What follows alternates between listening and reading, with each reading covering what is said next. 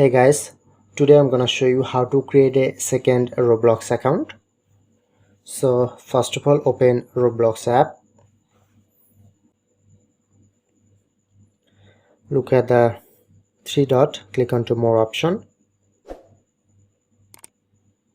Scroll down. Switch account.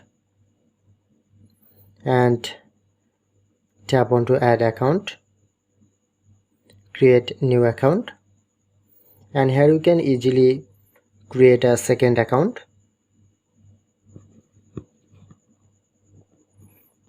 First select birthday,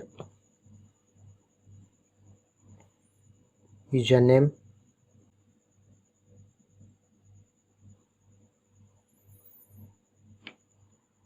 type here to password, select a gender, and then click on to sign up. Then successfully create a second Roblox account. So that's it. That's how we can do it. If in this video helpful, please hit the like button and subscribe our tutorial channel for more video.